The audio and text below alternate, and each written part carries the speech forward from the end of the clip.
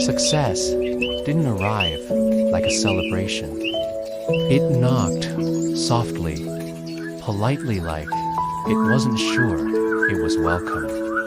And I heard it. That's the part that still stings. I heard the opportunity in casual conversations, in invitations I almost ignored.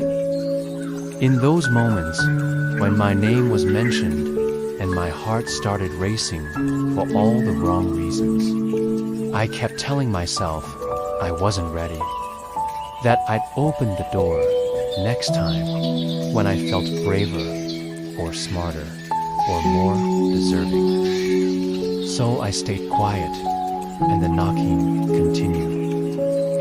One was a chance to speak up in a meeting. Another was a project offer that scared me more than failure ever had.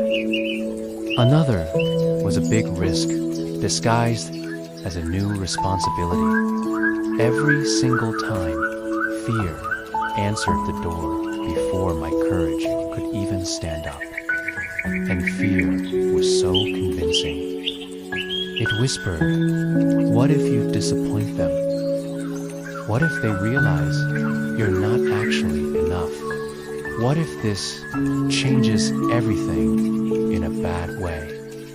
So I stayed behind the door, just rehearsing these imaginary futures while real ones were waiting right outside. Then one day, the knocking stopped. Not suddenly, but slowly, like the sound of footsteps walking away.